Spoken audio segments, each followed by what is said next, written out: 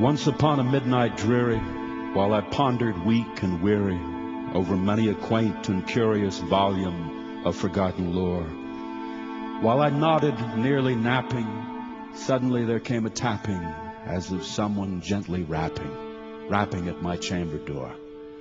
"'Tis some visitor," I muttered, tapping at my chamber door, only this and nothing more.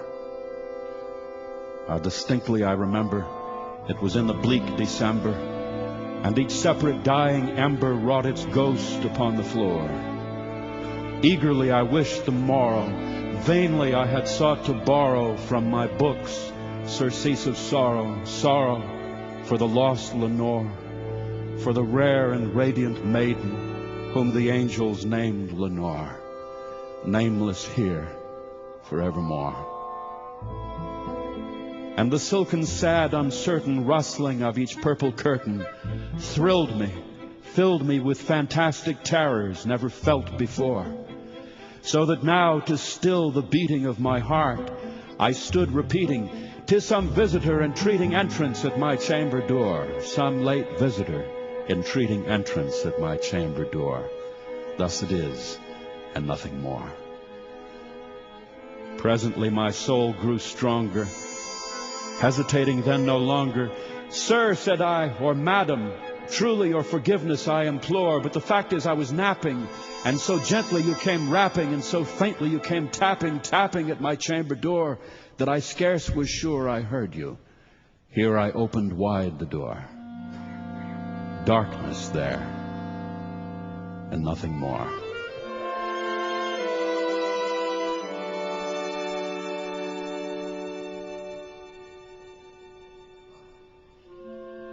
Deep into that darkness peering, long I stood there wondering, fearing, doubting, dreaming dreams no mortal ever dared to dream before. But the silence was unbroken, and the stillness gave no token, and the only word there spoken was the whispered word, "Lenore." This I whispered, and an echo murmured back the word, "Lenore." Merely this, and nothing more. Back into the chamber turning, all my soul within me burning, soon again I heard a tapping, somewhat louder than before. "Surely," said I, "surely that is something at my window lattice. Let me see then what thereat is, and this mystery explore. Let my heart be still a moment, and this mystery explore. 'Tis the wind, and nothing more." Open here I flung the shutter, when with many a flirt and flutter in there stepped a stately raven of the saintly days of yore. Not the least obeisance made he, not a minute stopped or stayed he, but with mien of lord or lady perched above my chamber door, perched upon a bust of Pallas just above my chamber door, perched and sat, and nothing more.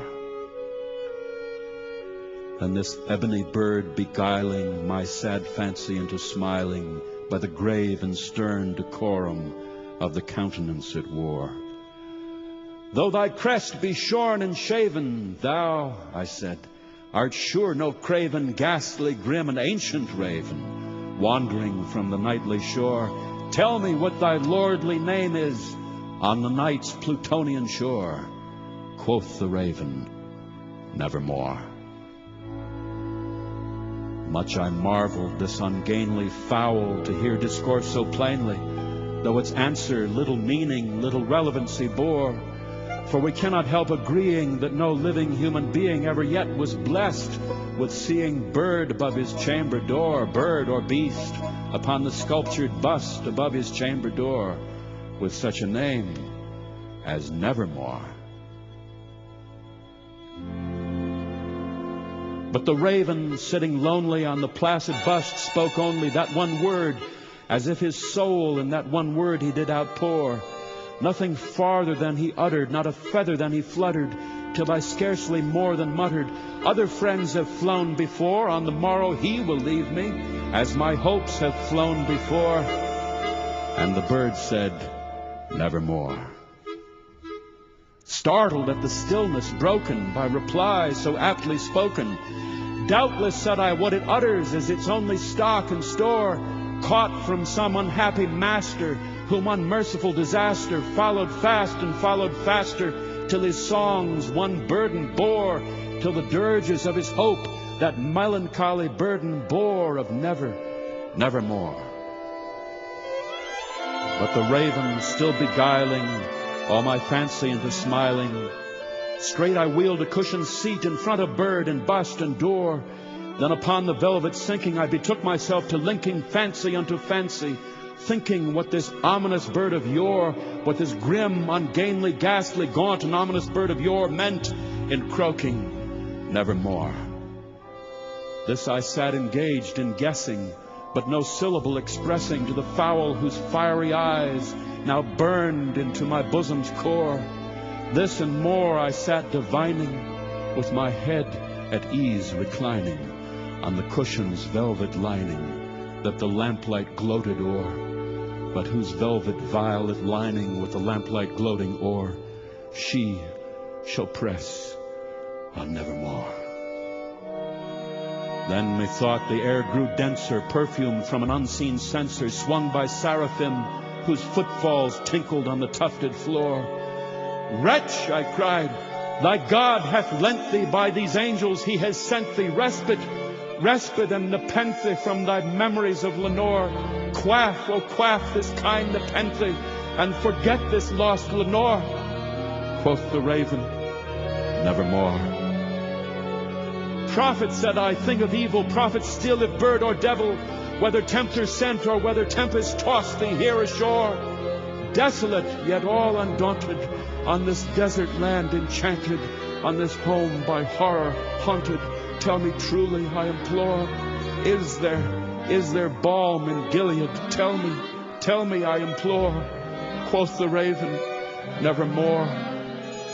Prophet, said I, thing of evil, prophet still, if bird or devil, by that heaven that bends above us, by that God we both adore, tell this soul with sorrow laden, if within the distant Eden it shall clasp a sainted maiden, whom the angels name Lenore. Clasp a rare and radiant maiden, whom the angels name Lenore. Quoth the raven, nevermore. Be that word our sign of parting, bird or fiend, I shrieked upstarting, get thee back into the tempest and the night's Plutonian shore. Leave no black plume as a token of that lie thy soul hath spoken. Leave my loneliness unbroken, quit the bust above my door. Take thy beak from out my heart, and take thy form from off my door. Quoth the raven, nevermore.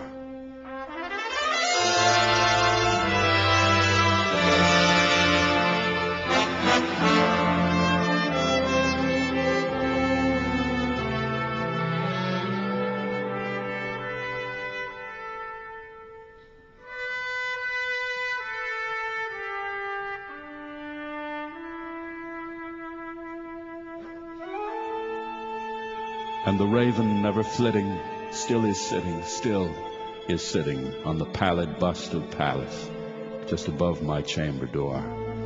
And his eyes have all the seeming of a demon's that is dreaming, and the lamplight Orion streaming throws his shadow on the floor. And my soul from out that shadow that lies floating on the floor shall be lifted nevermore.